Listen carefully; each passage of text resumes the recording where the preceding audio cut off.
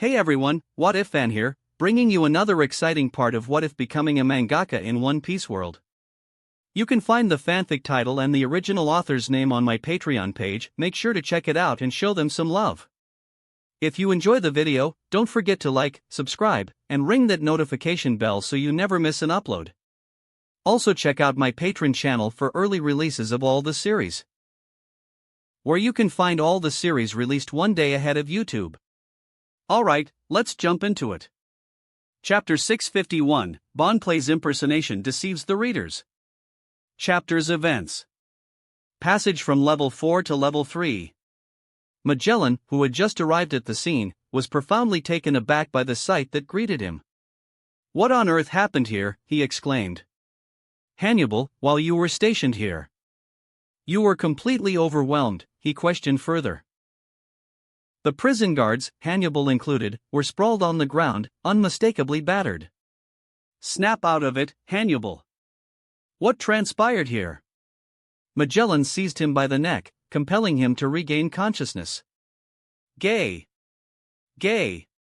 Ah.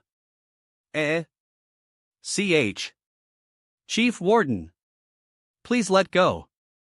Hannibal pleaded as Magellan released his grip, and consciousness slowly returned.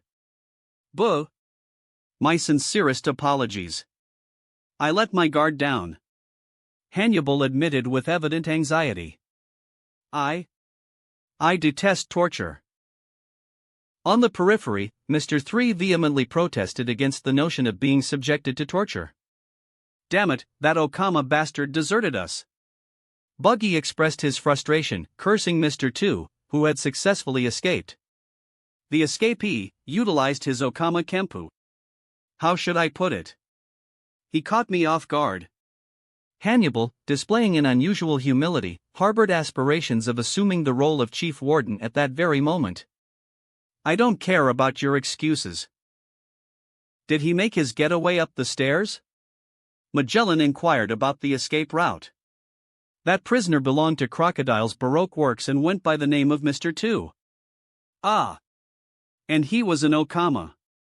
Another guard interjected, providing background information on the escaped prisoner. "Whatever." Magellan dismissed the significance of the escapee's backstory. "He's a detainee from level 3. It's merely a matter of time before he's apprehended. Impel down." "Ha! What on earth is happening here?" In that pivotal moment, Hannibal, a mere ordinary guard, observed with profound astonishment the unfolding events within the pages of the manga. "Good grief! Did I truly lose a confrontation against that Okama? And to make matters worse, he successfully eluded my grasp.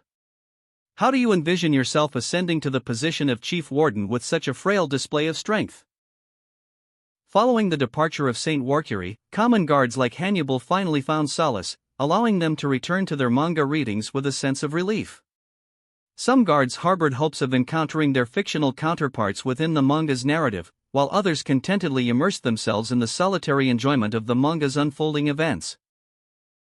However, those who had already made appearances, notably Hannibal, who had captured the attention of many, experienced an overwhelming sense of embarrassment following the comical portrayal of their manga counterparts. "Ha ha! Hannibal, how pitiable you appear." At this juncture, Shiryu, who harbored displeasure towards the manga depiction of Hannibal, voiced his thoughts, even though he had not yet made an appearance. "Do you honestly aspire to hold the position of Chief Warden with such meager strength?" Zihahaha. Even Teach joined in the mockery, deriving amusement from the situation. Hannibal's forehead twitched in response to the villains ridiculing him. Who could have foreseen that a seemingly ordinary prisoner would, in the next moment, ascend to the role of prison chief warden? This turn of events was entirely unforeseen by Hannibal, and not only by him but also sent shockwaves throughout the entire world as the news disseminated. When Hannibal endeavored to mount a defense, his expression froze. A similar reaction occurred among everyone engrossed in reading the manga within the confines of the prison. The successful deception left everyone in disbelief. "This is utterly unbelievable!" exclaimed Hannibal, overcome with absolute shock. "Zihahaha, this Okama is truly intriguing. Teach laughed heartily as the truth unfolded. Ha ha ha. Even Magellan fell victim to his deception. Shiria chuckled without any particular reason, solely deriving amusement from Magellan's successful deceit. Hey! Rise, all of you, and locate that elusive escapee immediately. Following Magellan's departure, Hannibal commanded the guards to depart and initiate a search for Bonchan. Why? Yes, sir. The entire cadre of guards stood up, prepared to execute the orders. However, one of them inquired, what should we do with these two? He gestured towards Buggy and Mr. 2, already restrained. I have something I wish to inquire of them. Unlock the interrogation room. Hannibal asserted, appending, I'll assume responsibility for them. Very well, sir. The inquisitive guard acknowledged with a nod. The guards escorted both Buggy and Mr. 3 to the interrogation room, and Hannibal entered. Take care, Vice Warden. Yeah. As Hannibal sealed the door, Buggy and Mr. 3 visibly eased. Ha! We're in the clear, sighed Buggy. We evaded torture. Alright, what's the next step? For Mr. 3, the paramount concern was avoiding torture. Isn't it evident? We must hasten. Hannibal expressed his apprehension, then caressed his face with his right hand. As swiftly as possible. Hannibal's visage transformed into that of Bonclay, Mr. 2. We're going to rescue Strachan. Beyond the confines of Impel Down, in the vast expanse of the New World. Have we been rescued once again?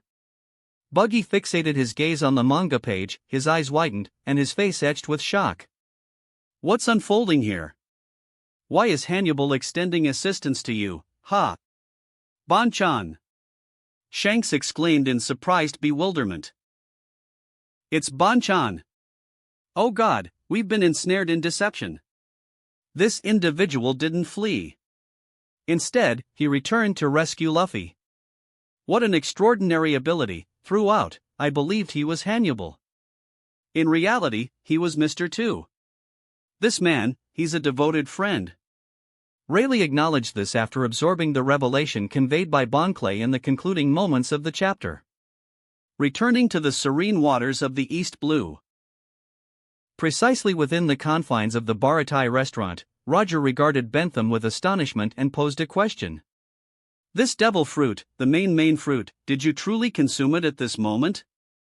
Bentham gestured with a shake of his head, tears welling up in his eyes. Yet, recent events had brought a radiant smile to his face. He found solace in the fact that his counterpart hadn't truly escaped but had returned with even greater determination. At that very moment, Rob produced the devil fruit and gently placed it on the table.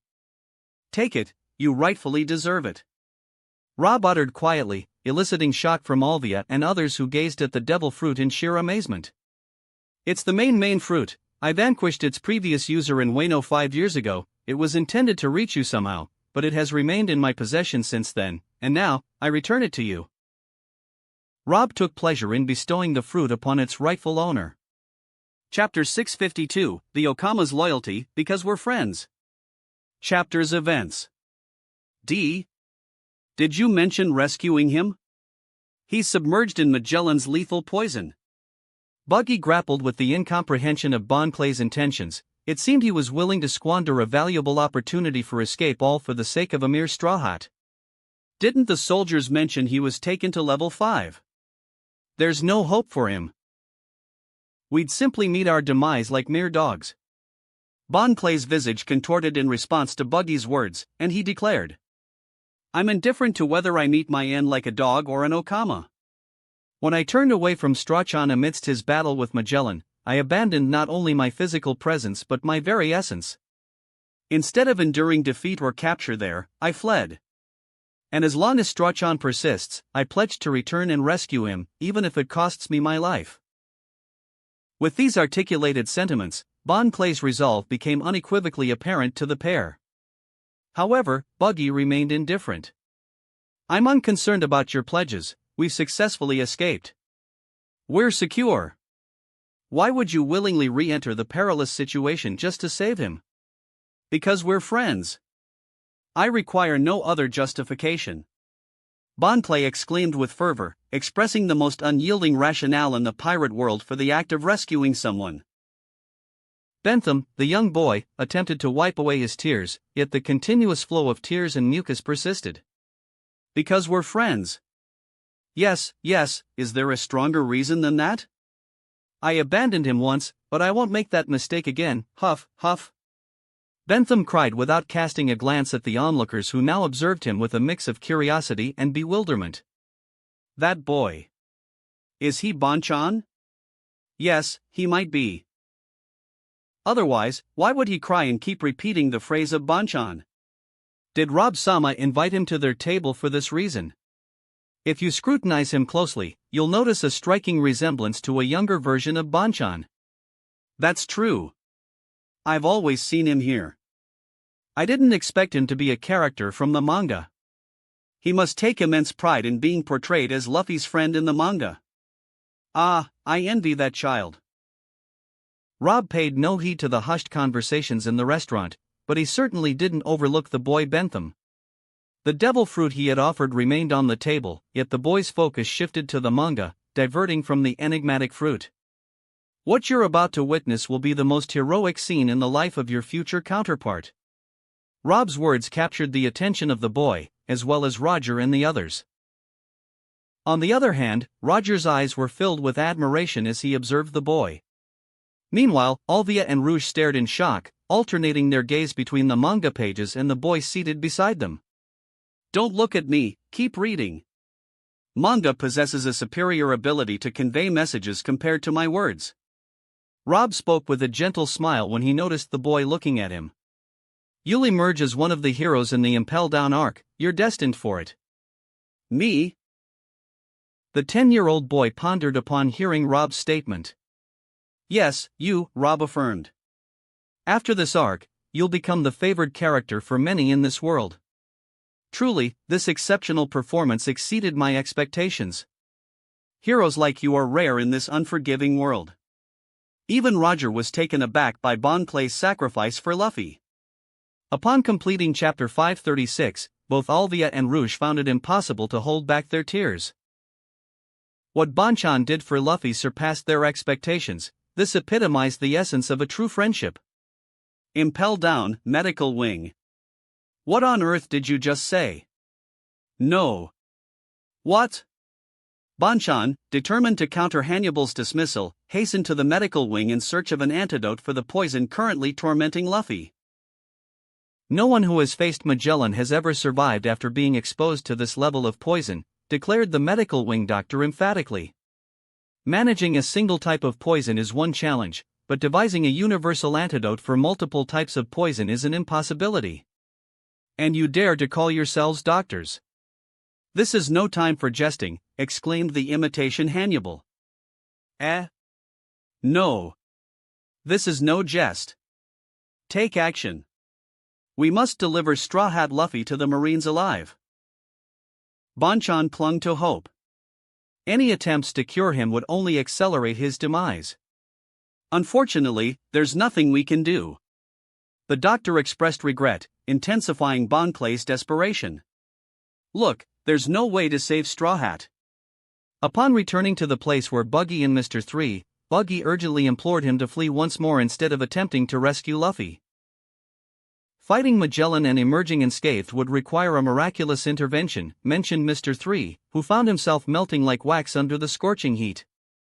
A miracle. Mr. 2's eyes widened upon hearing this word. It triggered a recollection of someone. That's right, he's here in Impel Down. The miracle worker, the Okama King Iva. People abandoned by conventional medicine. Nations teetering on the brink of collapse, a man who saved them all. Leaving behind legends of his miraculous feats throughout the Okama world, the preeminent star, Iva. Our sole beacon of hope lies in finding him, declared Mr. 2. Who? Exclaimed Buggy and Mr. 3, their heads adorned with hovering question marks. Sorbet Kingdom. Could he possibly be referring to me? Ivankov brushed away tears only to find them welling up once again. The resonance of Bonchan's words from the preceding chapter, "because we're friends," lingered in Ivankov's mind, provoking the emotional response that brought tears to his eyes. Bonchan's unwavering commitment to saving Luffy and his daring venture into the medical wing of Impel Down, all in the pursuit of discovering an antidote for Luffy's poisoning, deepened Ivankov's admiration and affection for this compassionate Okama. Now, Ivankov was left in awe as he witnessed the profound hope and certainty that this Okama harbored for himself. Despite knowing nothing about him beyond his name and never having encountered him before, Ivankov was moved by the strength of character displayed. Could I truly attain such a distinguished reputation among the Okamas in the future? I'd like to see you save my son in the manga, Iva," said Dragon. "Did you not foresee such a scenario, Dragon? I hold deep admiration for the character of this young man. He exemplifies true honor," commented Garp while savoring his rice crackers.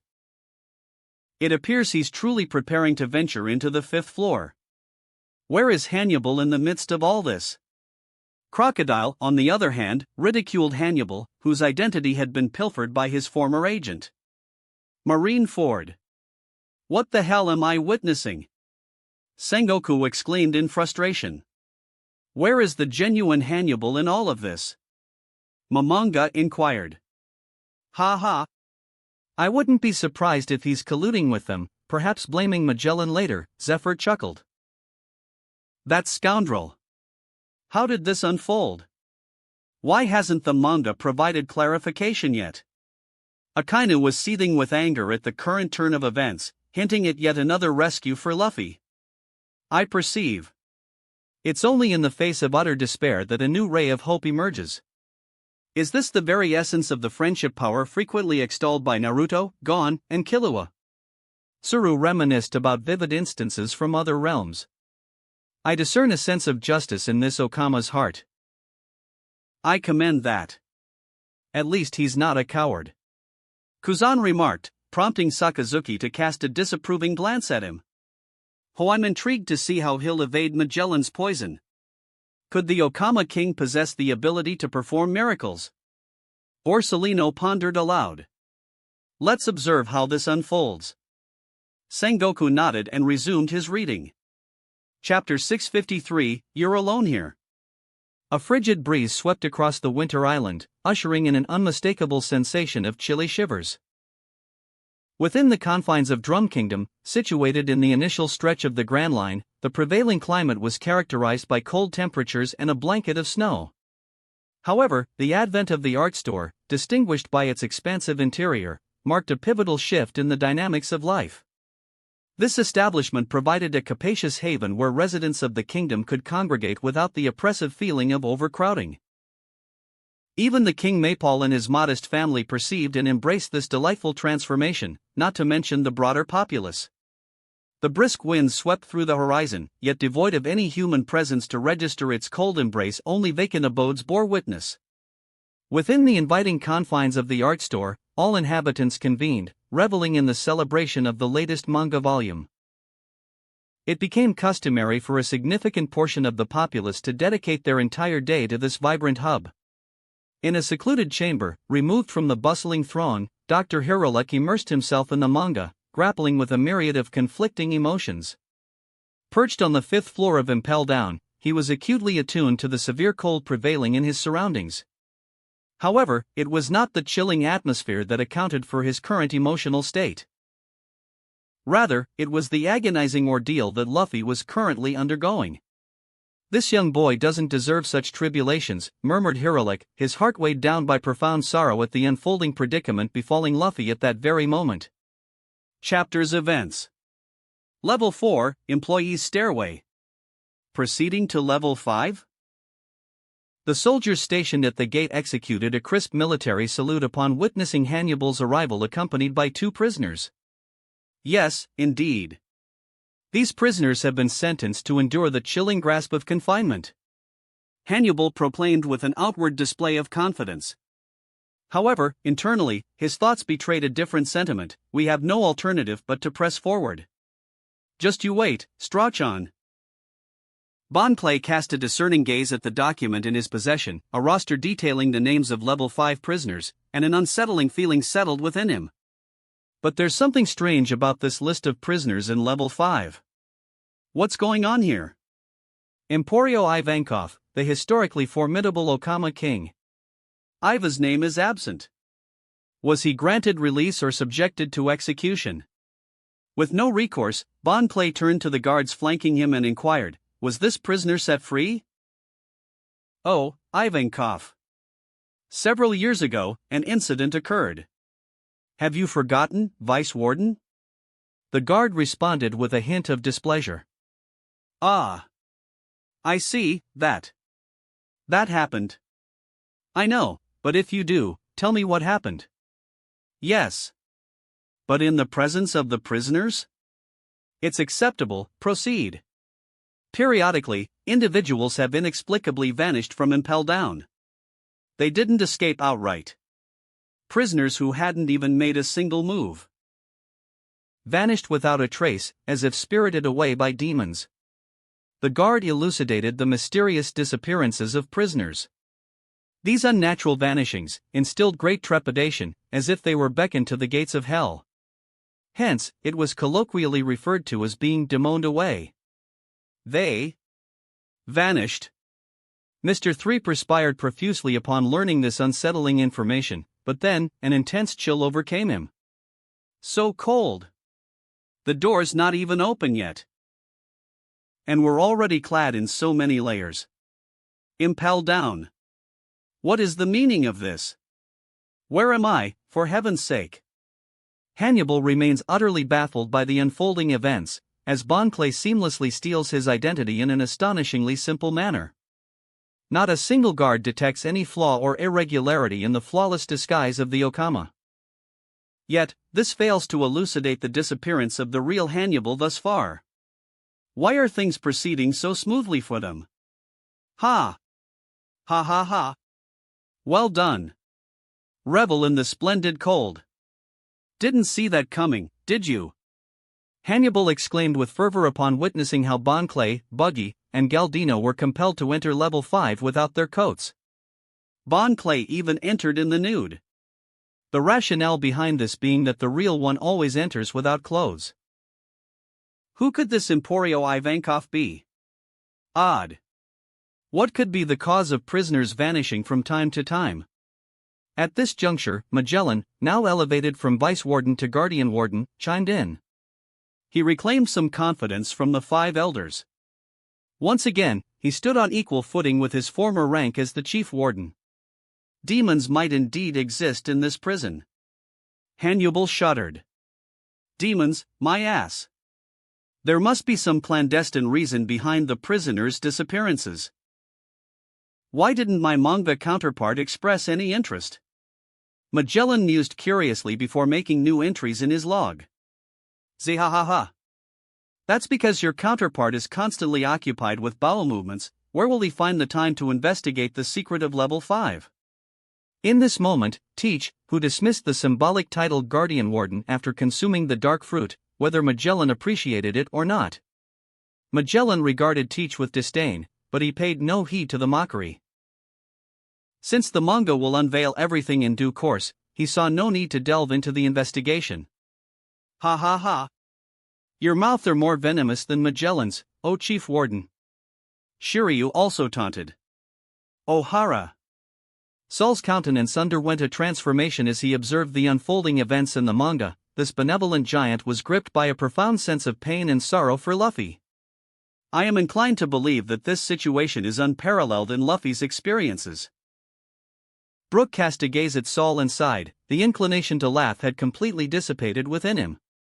This, Luffy-san, bears an immense burden. Clover sensed that the existence of the Straw Hat Boy was ablaze and liquefying, akin to a candle surrounded by flames. The manga was crafted with such intricate visual details that allowed the reader to empathize with the character's emotional journey. His cries, his pains, his despair, all of it resonates as genuine.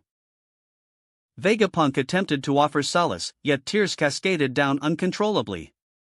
I must fashion a clone that sheds tears on my behalf. Is there truly no remedy for Magellan's poison? At what point did Luffy descend into such a wretched state? Don Quixote homing, too, harbored a profound sense of sorrow for Luffy. Ha! Ha! Triple A! You! In the frigid confines of the cell, Luffy was contorting in agony from the effects of the poison. Looks like we've got a live one here. Are we tasked with witnessing his demise? One of the prisoners commented upon observing the harrowing scene of Luffy. It hurts. Z. Ha, you. It's akin to an ant in a storm. You'll be swept away, powerless to act. These words reverberated from the elderly Nyan Ba, delving into the recesses of his memories during these moments of despair. Ah! Luffy, consumed by desperation, began banging his head against the cell bars. Stop that, it's futile. There's no way you'll survive after ingesting that much poison. Your eyes are beyond repair, can you still hear me? One of the prisoners felt a twinge of pity for Luffy. Just be silent and embrace your fate. No. I won't die. Not until I save Ace. You can't even help yourself, do you have a companion in these cells? Ridiculous. In here, you fend for yourself. Nobody's coming to aid you, everyone here is isolated. The prisoner appeared derisive, but he spoke a harsh truth. Is that accurate? Will nobody come to your aid in your direst circumstances? Perhaps it might occur, and perhaps not. For all these prisoners, it hasn't happened. They've endured freezing conditions for many years without anyone stepping forward to rescue them. Do you understand why, young boy? Upon hearing that, the 10-year-old boy lifted his head to see the great man smiling at him. Why? The gruff voice emerged from his mouth, so rough that it became even more rugged due to the intensity of his emotions in this moment. Even Roger had never experienced such profound emotions before. The image of the boy had left an indelible mark on his mind, imparting an extraordinarily valuable lesson today. That's because they, each and every one of them, lacked faith in the Savior who would come to their rescue. Their thoughts and feelings centered around themselves, devoid of awareness. They ended up isolated, without the seeds of hope from the outside world, for they are fundamentally villains indeed. Luffy ventured into Impel Down to save his brother, deeming him the seed of hope beyond. Similarly, if Zoro, Sanji, or even Usopp were to learn of Luffy's suffering in prison, they would surmount mountains of challenges to rescue and liberate him. That's because wherever he goes, he scatters the seeds of hope.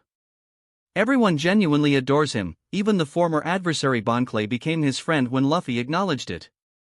This comrade now stands as the sole seed of hope for him. It's you. You're alone here, the prisoner who uttered that phrase meant himself. Rob conveyed with a smile. Chapter 654, I Won't Let You Die. Chapter's events. To survive the sea of fire, climb over those around you. To escape a monster, use the guy next to you as bait to save yourself. The breath of the big pirate was extremely cold when saying these words to Luffy. If you worry about others, you lose your life. Crap like trying to save other people, hearing that makes me want to puke. Foo-foo. Cough. Ha. Ha, Luffy couldn't do anything but cough, he could feel his life burning away. Hey, look! Someone coming. Suddenly, the prisoners in the same cell noticed the arrival of a stranger. It's not a guard. And ain't a worker. He's naked. Suddenly, the stranger started shouting. Strawchan! I came to help you. Ha! In the name of friendship. The prisoners in the cell widened their eyes and felt shocked. He's covered in blood. They had just been talking about how no one would come to save Luffy, but... I'm sorry. For running away. Who are you? One of the prisoners asked with surprise. A friend. Bonchan's answer was even more shocking for the prisoners. Strawchan. I won't let you die. Surrounding Rob's group, readers found themselves deeply immersed in the profound impact of authentic emotions from the preceding scene. Friend. A true friend. Bonchan is a genuine friend to Luffy, my tears won't cease. This is magnificent. While I anticipated a similar scenario, the splendid execution surpassed my expectations. Are there individuals in this world who would exhibit the same unwavering loyalty as Bonchan did for Luffy? Zoro demonstrated the same devotion for Luffy before, and Luffy reciprocated for Nami. That's the essence of true friendship. You're absolutely right, there are truly remarkable individuals in the future. Why are you crying, my friend? One reader gazed at their emotionally overwhelmed companion and inquired with genuine concern. Nothing. I just reflected on the fact that I'm not as exemplary a friend as Bonchan. What sets me apart from the prisoners in level 5? This man, after escaping for his life previously, returned with his life hanging in the balance, enduring assaults from ferocious wolves and extreme cold, all to serve as a beacon of hope for his friend. He's undeniably a loyal individual, words fail to capture the depth of it. In the kitchen, a gentle smile graced Zeph's face. This man comprehends the true meaning of friendship, he understands it's about giving without expecting anything in return. I wonder how their story will unfold. Every uttered word by the readers resonated within the walls of the Baratai restaurant, reaching the ears of the young Bentham. The actions of his counterpart in the manga filled him with immense pride. He pledged not to let his friend die, he genuinely won't, right? Will he find Iva in this precarious state? Upon witnessing the pack of wolves attacking his counterpart in the manga, biting into him, the young Bentham felt a tense unease. What the hell are you doing to Bonchan? Get back! Upon seeing Luffy bite the wolf, and the involuntary release of Conqueror Haki, causing the attacking wolves to collapse, a shiver ran down Bentham's spine. Oh, he unleashed Conqueror Haki again. It's evolving rapidly. Roger's eyes widened as he observed this scene. The release of Conqueror Haki in such a situation against this fearsome pack of wolves held more significance than his previous display on Amazon Lily. Here, Luffy was genuinely at the brink of death, but in order to save the friend shielding him, he summoned the last reserves of his will. It's only natural for him to grow stronger in an environment like this, or else his demise would be in vain. Rob took a sip of wine while expressing this sentiment. Upon witnessing this scene for the first time, he shared the exact sentiment of those readers who experienced it initially. He yearned then for a friend like Bonchan. Alvia directed her gaze at the bewildered boy, overwhelmed by the successive surreal scenes, and couldn't help but feel a profound kindness towards him. Gently patting his head, she remarked, "No matter the path you choose, you'll cultivate many friendships as a result of this scene." The gates of hell. What the hell is that? I'll never believe Iva disappeared for a reason like that. Bonchan was pulling Luffy behind him and walking towards the den of wolves. I've never met him, but he's already created so many miracles. I'm sure he'll be able to do so again. God of the Okama world. Bonchan cried, wishing to find hope. Please, save Strachan's life. If there's no antidote, then only you can save him. I won't give up on that. Sorbet Kingdom. Oh. This is truly touching. God of Okama world. Me? Who deceived you? Oh. What miracles are you referring to? I manipulate hormones solely due to the power of the devil fruit. I feel a sense of remorse after witnessing this. Will I be burdened with such a reputation in the future? I wish to enlist this man into the Revolutionary Army. Dragon asserted with resolve. Having observed enough to appreciate the character named Bonclay, Dragon decided to extend an invitation for membership in the Revolutionary Army. Although currently a child, he is destined to mature into a man who values meaningful connections. Boa haha. I never expected this eccentric individual to possess such a genuine heart. He has proven invaluable to my grandson. Even Garp found that mere words were insufficient to convey Bonclay's heroic demeanor in the manga. That's accurate. It's delightful to acknowledge that such exceptional individuals exist in this world. The grin on Kuma's face at that moment surpassed any previous expression of joy. This revelation left the onlookers astounded, with the most astonished being the little Bonnie. Dad! You're the most kind and loving person in this world. Bonnie embraced her father, expressing her happiness. That's true, even Crocodile, inherently villainous, conceded after witnessing Kuma's sincerity over time. Marigoa, Domain of the Gods. Within the art store. I admire this Okama. He's remarkable. He saved Luffy and risked his life. He deserves a place in Luffy's crew. He deserves to be a celestial dragon too. What are you saying, you fool? Oh, but he's genuinely nice. Enough with the nonsense. No one deserves to be a celestial dragon unless they inherit the blood of the creators. Oh, but he saved Luffy and bravely fought off the ferocious wolves to protect him. And so what? Just because he's a good person, does that make him deserving of being a celestial dragon? Pah! Saint Vigorland slapped his forehead upon hearing the last conversation between the celestial dragons. Well, the era of celestial dragons is already over. He said. Chapter 655, Impel Down Level 5.5, The Prisoner's Secret Flower Garden. Chapter's Events. Ha! It's so hot down here. It really is like hell in here. At that moment, the real Hannibal remembered the reason for everything that had happened to him, as he was manipulated. A beautiful young woman with orange hair appeared nearby, sweating profusely and complaining about the extreme heat. Hannibal quickly lost his composure. Totally my type. What a healthy and spunky beauty, Whiteheart.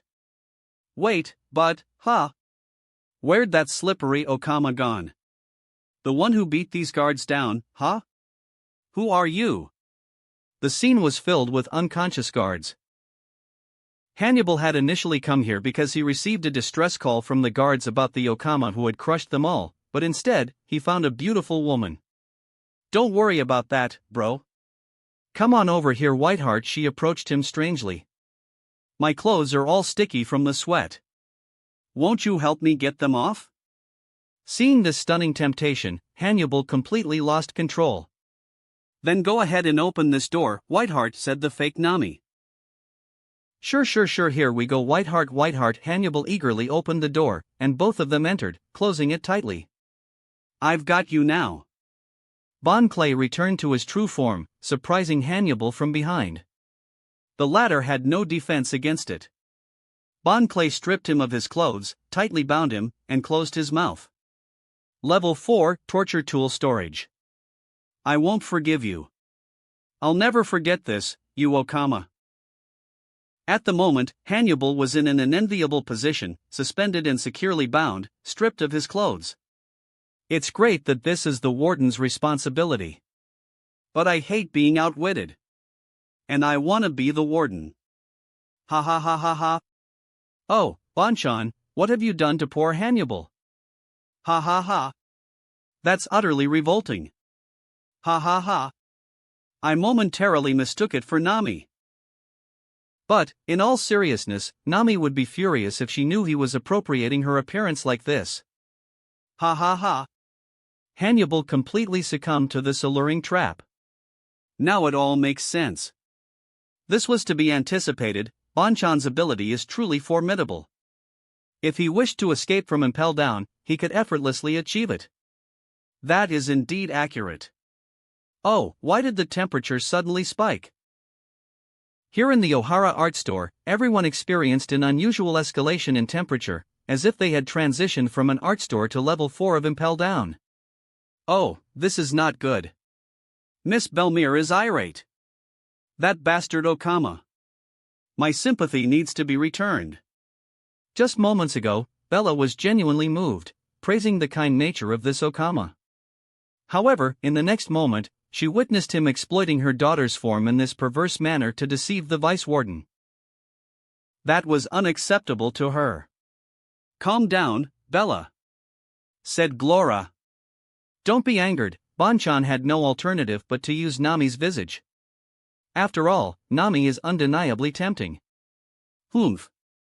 Nami is beautiful, but that doesn't grant him the right to utilize her form in such a way.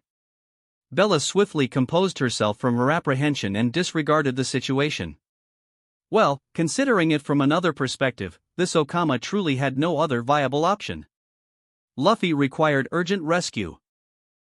Hence, Bonchan utilized the most effective method to ensnare Hannibal and pilfer his identity. Fufu, he's a shrewd Okama, Doflamingo remarked, observing that Belmir's anger had dissipated. I don't blame him either. The optimal way to wield his power is this, Fufu. I mean, even Hancock wouldn't object to him assuming her form if she knew he would aid Luffy in this manner, not to mention Nami. Shaki added with her customary laughter. Hee, that's precisely what I was alluding to, Shaki-san. Doflamingo commended Shikuyaku's astute observation. I comprehend, that's accurate. Nami won't object, but she'll demand compensation. Perhaps 10 million berries might suffice for using her form without her consent, haha. Belmir laughed after contemplating how Nami would handle the situation. Ha ha ha.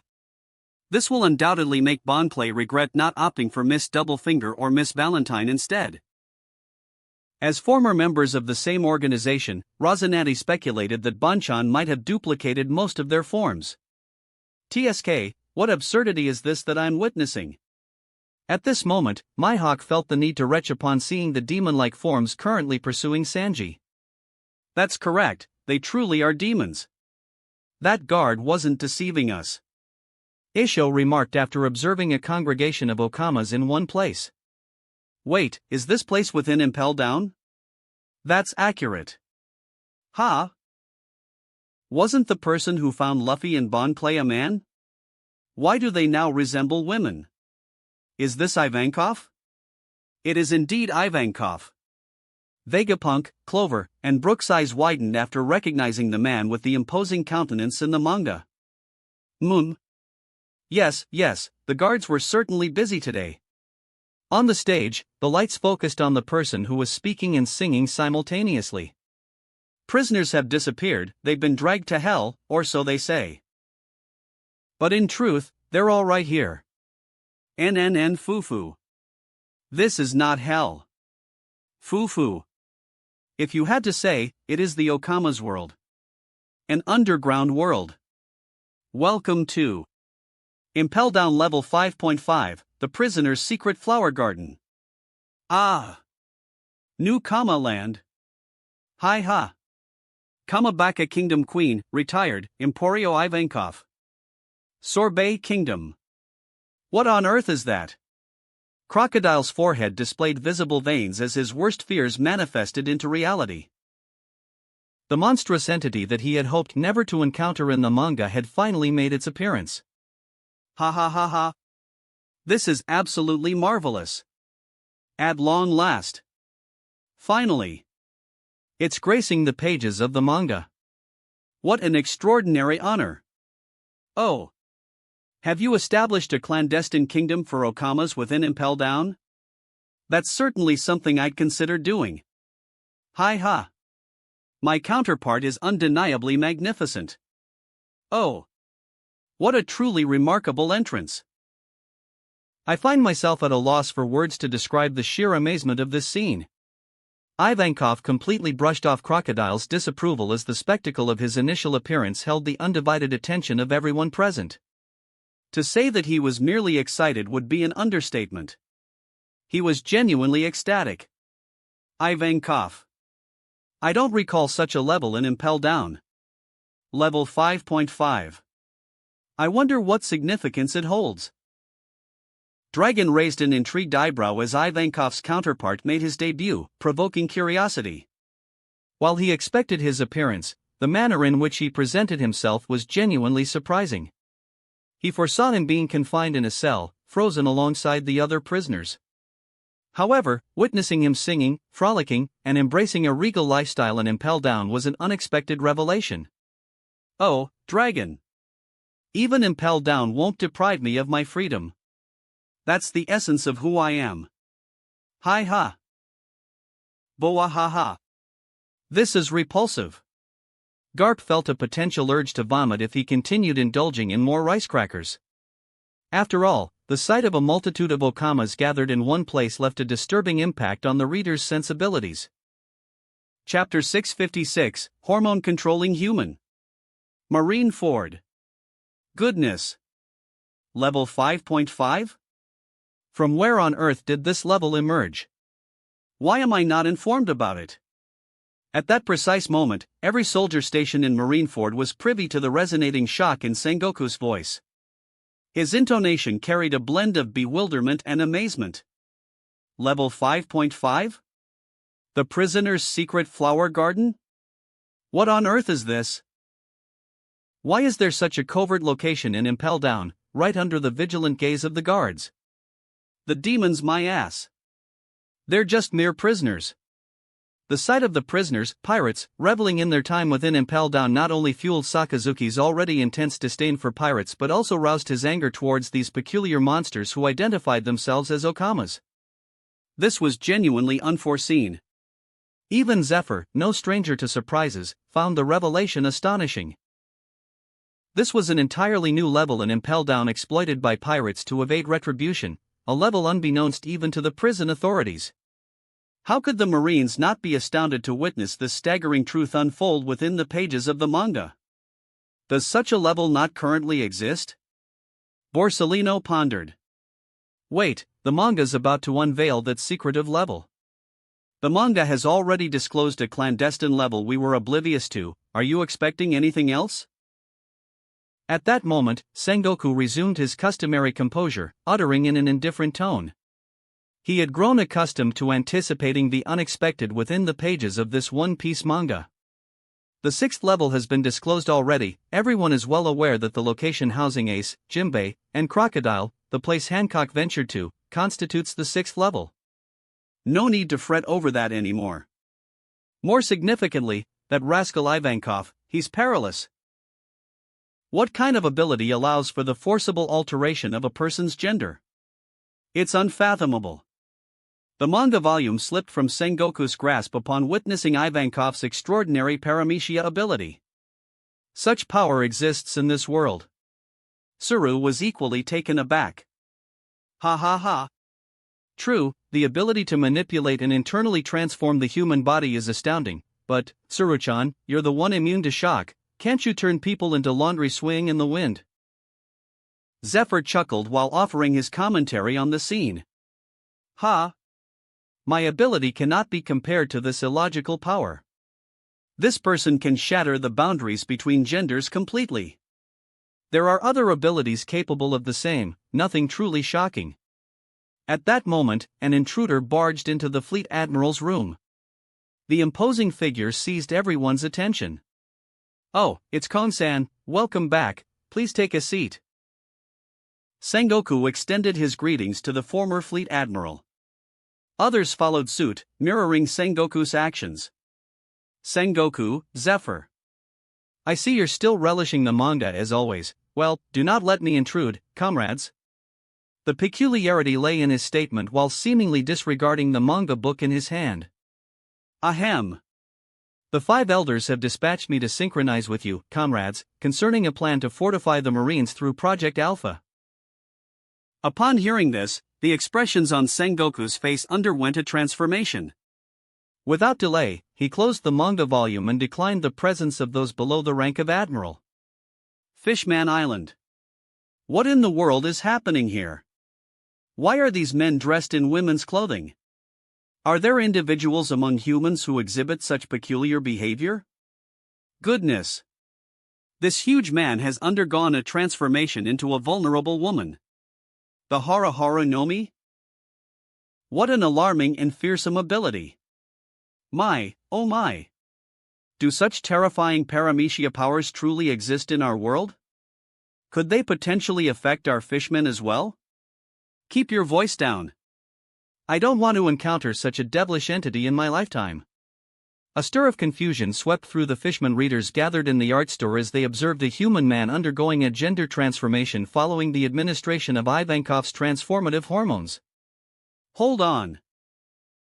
Can his hormones be utilized in such a manner? Could they potentially rescue Luffy from Magellan's deadly poison? Not too far from the commotion, little Frankie was deeply engrossed in the unfolding narrative. His focus was entirely captured as Luffy made a reappearance. He paid little attention to the man who had been transformed into a woman by Ivankov. 10 years? Is Luffy prepared to sacrifice a decade of his life for a mere 3% chance of survival, all for the sake of his brother Ace? Tom's eyes widened at the scene of Ivankov and Luffy. Could this be the unwavering determination of the future Pirate King? This must be an excruciatingly painful experience. Iceberg shuddered at the sight of Luffy's internal anatomy being flooded with Ivankov's crucial hormones, encompassing blood, veins, and heart. Luffy's tragic scream triggered a tensing of Iceberg's muscles. Glancing sideways, Iceberg noticed Frankie silently shedding tears at that moment. Enduring 10 hours of such agony. Is Magellan's poison truly that potent? Kokoro experienced profound fear after witnessing Luffy's suffering depicted in the manga. She, too, had undergone internal and external transformations in her body, reverting to a youthful state, thanks to a perpetual youth dosage from Rob.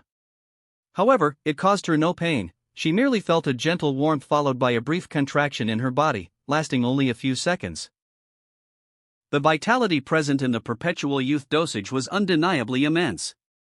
Yet, who could have anticipated that Ivankov's crucial hormones would inflict such intense pain upon Luffy? Unbeknownst to Kokoro, and indeed to anyone else who had received a perpetual youth dose, Rob's diluted blood, the will of Rob embedded in his blood meant two choices, either accepting the person consuming it or rejecting them, a matter of life and death. In other words, if Rob's blood accidentally fell into the hands of someone whom Rob did not wish to consume his blood, that individual would suffer agonizing consequences only upon consumption. Back at the Baratai restaurant, Luffy was screaming like that for 10 hours. Bentham asked in astonishment. It's not easy to escape death when you have a close connection to it. Rob said simply. Well, that's certainly true. If it weren't for you, I'd be living my last moments now, fulfilling the prophecy of the manga. Now, the world government and everyone who doesn't know the details are waiting for me to surrender so I can die, huh? Roger laughed after saying that. Rob nodded at Roger with a smile before looking towards Bentham, who was watching the scene of Ivankov pleading to save Luffy, who was screaming in pain behind the closed door. What do you think? Do you feel his words are not credible? Rob asked. Bentham looked at Rob confused. Miracles only come to those who never give up. Don't underestimate the power of miracles. That's what he said, right? Yes. So, what do you feel? Is he right, or do you still believe that miracles are real? Bentham returned his gaze to the manga and began reading the paragraph where Ivankov explained his ability. Chapter's events. He's gonna die. His body is coming apart. No, he's already dying. You're terrible. Help him. Save Starchan. Undo the chains and stop the blood. Do something about. Bonchan fell to his knees and began pleading with Ivankov, tears streaming from his eyes like a dam breaking after hearing Luffy's blood-curdling scream. Shut up. Ivankov, unable to bear it, slapped him again. I'm saving him right now, said Ivankov. Don't make light of his life. Cough. Bonchan coughed from the force of the slap. But he listened in silence to what Ivankov was saying. Do you understand what it takes to survive when you're fated to die? I'm not a god or a Buddha. Man of miracles. That's just a name other people decided to call me with. I've never been able to save a fool who only relied on others. Countries that were mired in poverty, countries that were broken by war and about to collapse. I just called forth their own will to live. At that moment, Ivankov recalled who he truly was. Miracles only come to those who never give up. Don't underestimate the power of miracles. After seeing that Bonclay had finally calmed down, Ivankov began to explain his power. Basically, I ate the hara fruit. I can manipulate hormones. Gender, body temperature, pigment, growth, tension. I'm a human engineer who can remake people from the inside out. Ivankov sat down, took a barrel of wine, and took a sip. You do smell like a newcomer. The candies here have completely surpassed the concept of gender. A man might have originally been a woman. He paused for a moment and added, a woman might have started out as a man. That is a miracle. And foo. It's a miracle. I see. You used hormones to change that man into a woman. Finally, Bon Clay understood what it truly meant. So that's it, no miracles exist? No, the devil fruit itself is a true miracle. Rob said. I see, a miracle can't happen if an individual's belief in it is weak, isn't that right? Wahahaha. Finally, you've understood that. This time, Roger answered instead of Rob. Chapter 657, Level 6. Chapters Events. All of the candies here were prisoners who got lost. They found their way to one of the many entrances through sheer luck. Ivankov began talking about how the people here arrived at this place. In the needle pit, dripping with blood. In the beast's den. In the midst of a raging fire. In the graveyard. Ivankov fell silent for a moment before continuing. In other words, we can use those entrances to get all the supplies we need. Some secret passages appeared in the background in all the areas Ivankov mentioned. None of the guards have noticed. After all, how could a paradise like this exist in hell? However, we can get information from outside. We have the same kind of camera den mushy they have in the monitor room. So we catch all of the information they have. We even steal newspapers from the trash, so we get information from all over the world. Ivankov smiled at this moment, recalling the intense events of the past hours. We've been watching the struggles of the first intruder ever, the Straw Hat Boy, and you as well. Oh, it's been a great show, very interesting for us. After Bonchan absorbed all that, he only had one question left unanswered, their current location, where exactly they were. So where exactly are we? Why is there so much space? This space wasn't always here, of course. Long ago, a prisoner with the digging ability was held here. I've heard that Candy was the one who made this prisoner's paradise. This place is like an ant's nest dug into a gigantic boulder. It's located directly between floors 5 and 6. In the background, an illustrative image of level 5.5 appeared between levels 5 and 6. What shocked Bonchan the most was hearing about the 6th floor. Wait, level 6. There's a level 6. And Fufu, that's right, most people don't know about it, but of course, it exists. The truly dangerous guys are held there. All the prisoners there are either on death row or have a life sentence. Level 6, Infinite Hell. They've committed inhuman crimes that have been covered up by the government. In the heart of Marineford, the resonance of Ivankov's words manifested in the steely gaze of Sengoku, whose countenance remained stoic and impassive. So, the digging ability? Is it mere happenstance or perhaps a stroke of fate? Quite intriguing indeed. Kon, the erstwhile fleet admiral, cast an approving look at his successor, acknowledging the subtle nuance in his response. A discreet cough emanated from Kon before he spoke. I shall dispatch a formal request to the authorities at Impel Down, urging them to scrutinize the existence of level 5.5. If it has ceased to exist, that would be fortuitous.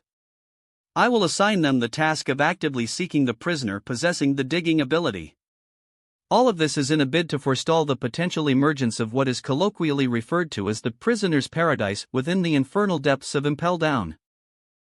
Sengoku nodded sagely upon digesting the sagacious counsel of his predecessor, a testament to the expected precision and dependability inherent in the role of the commander-in-chief of the world government. Even Akainu tacitly acknowledged the sagacity of Kong's decision within the confines of his heart. Taking proactive measures to avert the existence of such a clandestine level was deemed imperative. The prisoner endowed with the digging ability fashioned an intricate ant nest within the confines of Impel Down. Undeniably, devil fruit abilities pose a considerable challenge, and no such ability should be cavalierly underestimated, regardless of its apparent feebleness. One of these abilities might harbor a staggering impact, serving as the catalyst for a sequence of cataclysmic events that could potentially herald the apocalypse. Zephyr articulated his astonishment, accompanied by a contemplative sigh, as he refrained from mentioning the name of the digging ability user. Borsellino and Kuzan nodded in concurrence upon absorbing this information.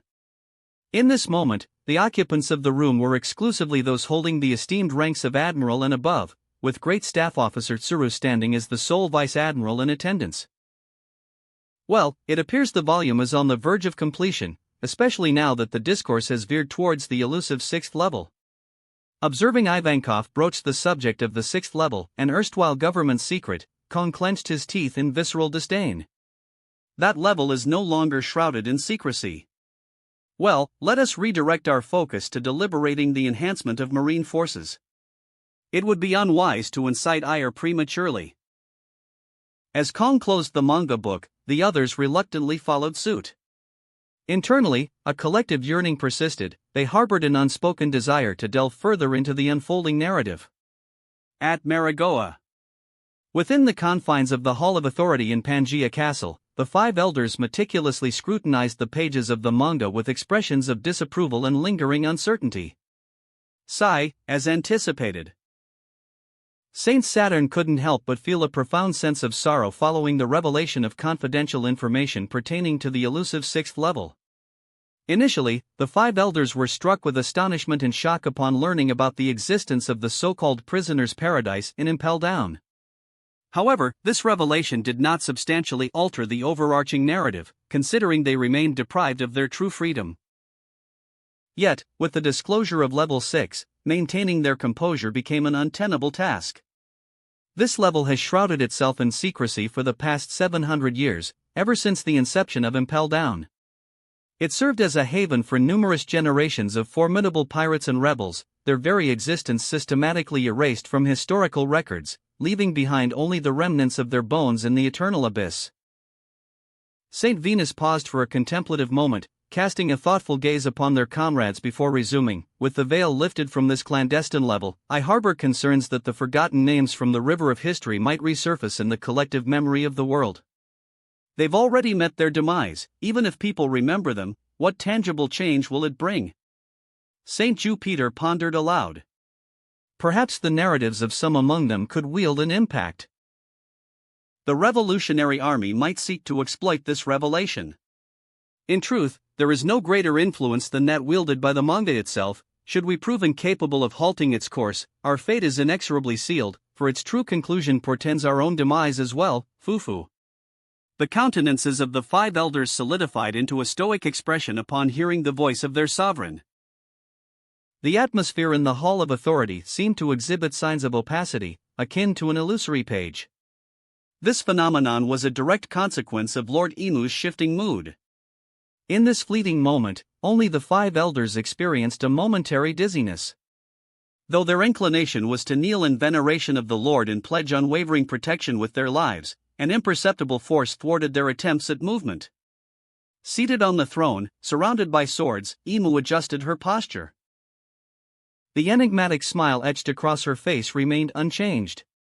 Fufu, I eagerly anticipate witnessing how this unfolds. My own conclusion. I've wearied of eternity. Witnessing the culmination will prove most enjoyable, wouldn't you agree, Robchan? Ohara. Level 6? Oh my god, does such a level truly exist? I often pondered why figures of considerable strength, like Crocodile, were absent on level 5. Now, it all falls into place. So, is there a level even more dreadful than level 5? What defines level 6? Why is it dubbed Eternal Hell? Even the head guard of the prison is confined to this level, possessing a strength equivalent to Magellan. Oh my god. The readers in Ohara were left astounded by the unfolding events and the pivotal information disclosed by Ivankov. Ha! Is there an intriguing character of this caliber within Impel Down? Fufu beneath his glasses, Doflamingo's eyes glimmered with an intriguing light. What an eccentric individual. Shiryu. Both Rosinante and Enel were left in shock after witnessing the actions of the former jailer known as Shiryu of the Rain. This is quite entertaining. It appears Magellan has an equally formidable adversary imprisoned on level 6 as well. Chapter 658, Shiryu of the Rain. Impel down. In this critical moment, the prison guards found themselves breathless, their collective gaze fixated on the manga volume, expressions of sheer astonishment etched across their faces. Shiryu of the Rain? Is this his future title? Has Shiryu-san really committed such an act? Unbelievable. Shiryu-sama has indeed been confined to level 6. Could this be a glimpse into the future? The prospect is incredibly daunting. Even the highest-ranking officer has met with imprisonment. It's truly beyond belief. But engaging in the brutal slaughter of prisoners like sheep. Hold your tongue.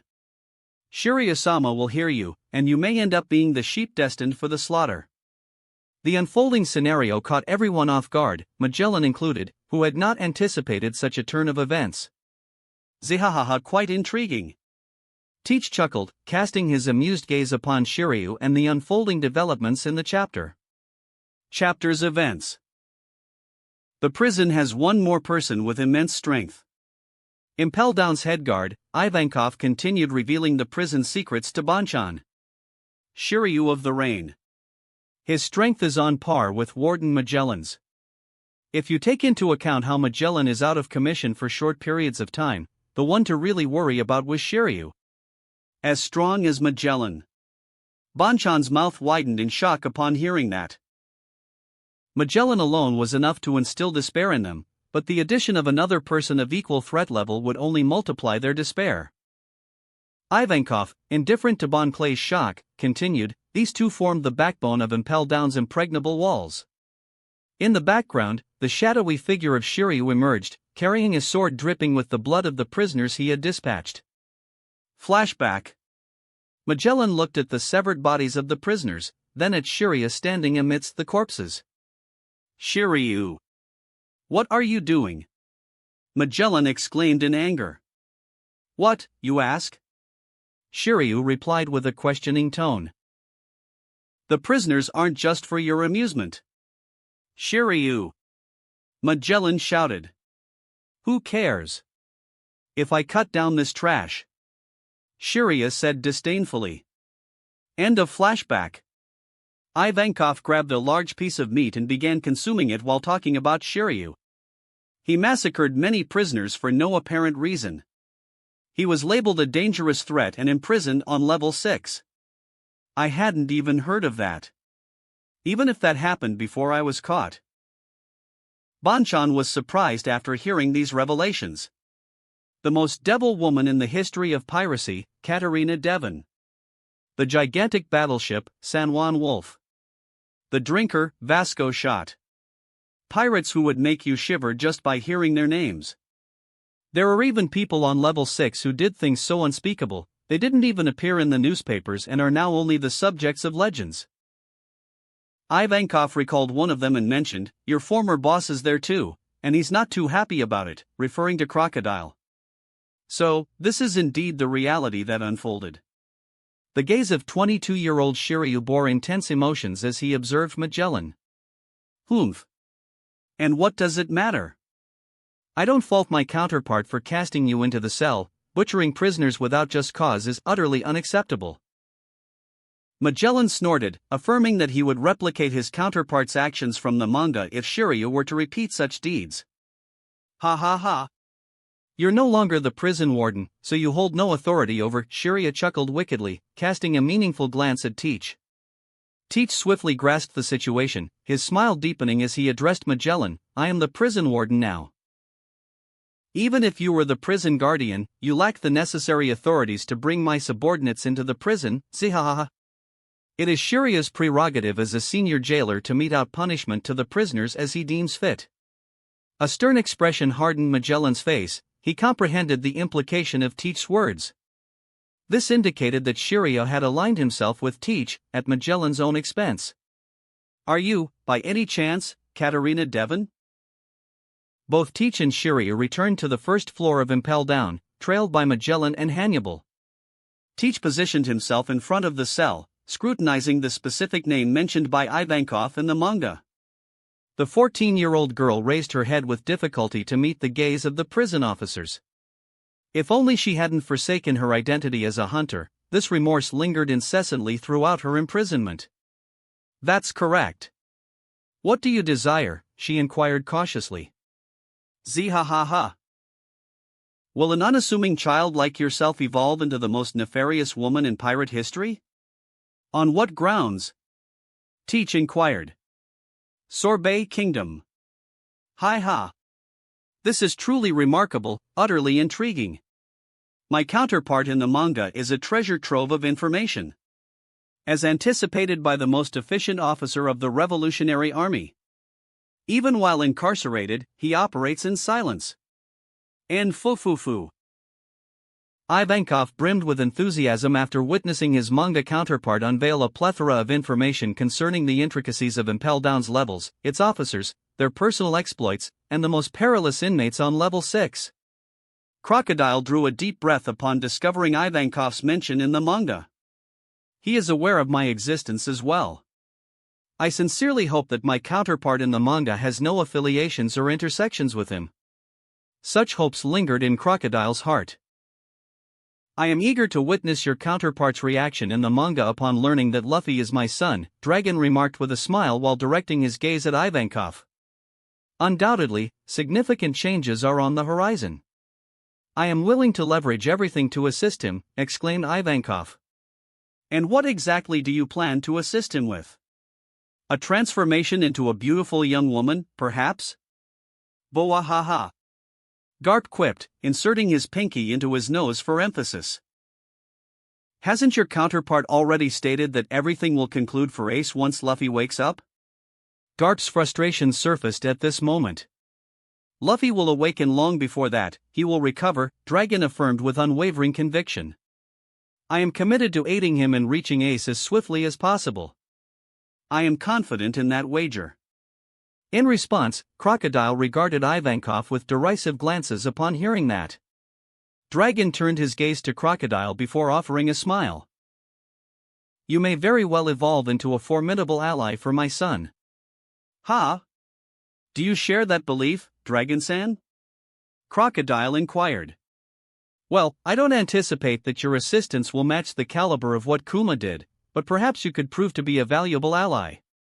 Little Bonnie widened her eyes in astonishment upon hearing this. Does my father considered as an ally to the Straw Hat Pirates? Chapter 659, Luffy's Escape Death. Chapter's Events. Come on. Straw-chan. Cough. Don't give up. Live. Straw-chan. Bonchan stood in front of the closed iron gate, where Luffy was fighting against Magellan's poison, and began shouting with all his might to encourage Luffy. Come on. Don't give up. Live. 7 hours later. Bonchan was still screaming with all his might to support Luffy's struggle. Level 6. Ace, I don't know what's with that woman, but you shouldn't believe what she said. As he said that, Jimbei was talking about Boa Hancock. So you think she came all this way to lie to me, exclaimed Ace. Jimbei didn't know how to respond. No, I'm sorry. But Jimbei, that's the kind of brother he is. That's the kind of reckless crap he pulls. The expression on Ace's face was painful as he described his younger brother. Ever since we were kids, he's always making us worry. That idiot. 8 hours later. Warden Magellan, good morning. Domino seemed in a hurry to get away from this foul-smelling place. I'm busy, said Magellan from behind the closed doors. Then I'll make it quick. Portgas Ace, on the death row, is set to be transferred. At the restaurant Baratai in the East Blue, young Bentham found himself utterly captivated as he gazed in astonishment at the manga pages vividly portraying Luffy's anguish and his persistent screams during the treatment in his valiant struggle against the poison.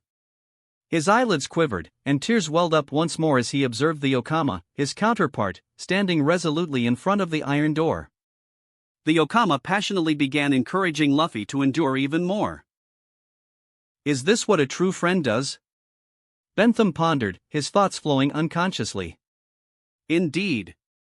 Only a true friend engages in such actions, a loyal friend who desires nothing more than to witness their friend triumph over adversity, Rob responded with a warm smile to Bentham's unspoken question. This is truly touching, kid. Even Roger, usually eloquent, struggled to find adequate words to convey his admiration for Bonchan's actions. He's been at it for hours, tirelessly? Alvia gasped, her hand instinctively covering her mouth in disbelief. Suddenly, her expression shifted, and she cast a glance toward Rouge, beside her. Ace appears to be extremely concerned about Luffy, doesn't he? A helpless smile played on Rouge's face. Of course, he'd be worried. This is Impel Down, and in Ace's eyes, Luffy remains a recklessly daring younger brother, Roger added, fully comprehending Ace's anxieties. That's true.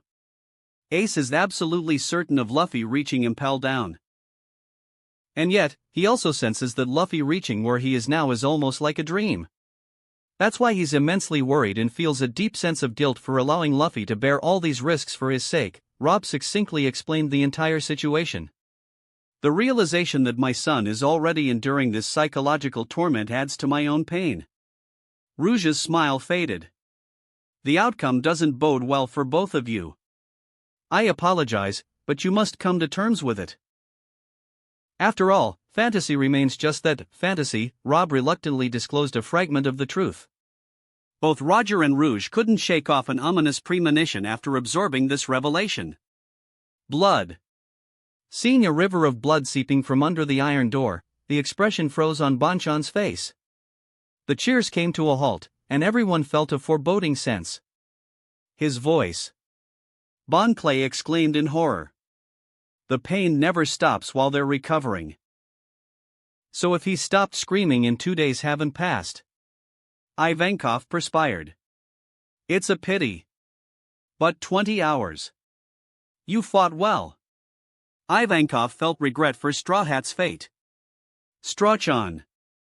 Tears of despair began to flow from Bonchan's eyes. Suddenly, the iron gate shook as if a beast were trying to crush it to escape. The crowd outside was surprised. Food, dude. Luffy's thunderous voice echoed as he demanded food. Strawchan. Bonchan couldn't bear the conflicting emotions at this moment. Tears of joy burst like a dam. You woo. Straw Boy. The Okama group also got excited. It can't be. What's going on here? It hasn't even been a full day. Ivankov, too, suffered a shock that shook his sound judgment. Kingdom of Sorbet. The hearty laughter of Garp echoed through the air as he gleefully absorbed the unfolding events of the latest chapter. Oh ah ha ha ha. This is my grandson Freya, he exclaimed, finding immense joy in the heroic feats of his kin. To anyone eagerly anticipating my grandson's demise, I'd like to offer a candid message: go to hell. Garp-san, your grandson is undeniably the protagonist of the story. Ivankov remarked, acknowledging the protagonist's pivotal role. A deep sigh escaped Ivankov as he observed the scene unfolding before him, clearly moved by the camaraderie and familial pride on display. Wahahaha. Who could have fathomed that a weird man like you would extend such tremendous help to my grandson? Fantastic. That's truly great. Pa. Garp's exuberance manifested in a hearty slap on Ivankov's back, propelling the latter to collide with the church wall. Ivankov's head lodged itself into the wall, a comical outcome of the unexpected force. Oops. Looks like I got a bit too excited. Garp's enthusiasm seemed to have exceeded the situation's demands. Dragon, witnessing this spectacle, couldn't help but smack his forehead in a mix of exasperation and amusement. You old man, you're hurting my subordinates. Oh? Haven't you made up your mind about whether to have Luffy or not? Garp's words carried a mischievous undertone as he gazed at his son with a familiar, teasing look. Dragon felt a tingling sensation on his scalp, a reaction to the sly, predatory expression directed at him. Who's discussing having or not having children now, old man? I told you to stop hurting my subordinates. Wahahaha. They've brought more food for my grandson. When he recovers, he'll come back to kick that poison guy's butt. After gaining immunity to his toxins, of course. Garp's anger flared as he recalled Magellan's ruthless actions that brought his grandson to the brink of death. Impelled down. He really survived. Magellan's eyes widened in astonishment as Luffy, against the odds, woke up again after being submerged in toxins from head to toe. Did you think he would die? Zihahaha. The only one capable of killing this story's protagonist is me. Teach chuckled with a certain pride, having witnessed Luffy's resilient recovery. Is that so? If I was present in this arc instead of being imprisoned on level 6, Magellan wouldn't have had the chance to fight him because I would have already sliced him into pieces. Such chaos wouldn't have happened in Impel Down if I was present. Shiryu, exhaling smoke from a cigar he obtained after seeing his counterpart in the manga smoking it, commented on the potential order that might have prevailed. Teach glanced at Shiryu and then at the demonic sword on his belt before musing, well, maybe your imprisonment on the 6th floor is lucky for the story's protagonist. Indeed, it's his luck. With me in Impel Down, not even a mouse would succeed in sneaking in. Shiryu declared, emphasizing the security his presence would have brought to the formidable prison. Chapter 660, The Return. Chapter's events. That's several days' worth of food for all of Kamaland. Exclaimed the exhausted Okamas who had only just finished transporting the food to Luffy since he woke up. He has an incredible will to live. Ivankov marveled at the current situation. Here he comes. What is that? He doesn't look human. At that moment, Luffy appeared like a mummy stuffed with food, but the next moment, he looked lively like a human being filled with vitality. I'm good, exclaimed Luffy. We lived. Thanks for saving us. Luffy thanked Ivankov with a big smile on his face. If you want to thank someone, then thank Mr. 2, Bonplay. Ivankov looked at the exhausted Bonplay fallen on the ground and began speaking. I only lent you a little strength using my powers. But he... For hours and hours and hours, even as his throat grew hoarse and he coughed up blood, he stood there and suffered alongside you. He never stopped yelling. Telling you to live. I can't imagine that didn't have some effect on you pulling through. I see. Luffy remembered the moment he heard Bonchan's voice when he was in the cell tortured by poison and ice. Strawchan. I came to help you. At this moment he turned towards Bonclay and bowed his head to the ground. Bonchan, thank you. I'm in your debt. South Blue, Sorbet Kingdom. Dragon looked at the manga pages depicting the events after Luffy woke up. There was an expression of interest on his face. He wanted to know how events would unfold from this moment onwards. He had an expectation, but he didn't want to see it actually come true.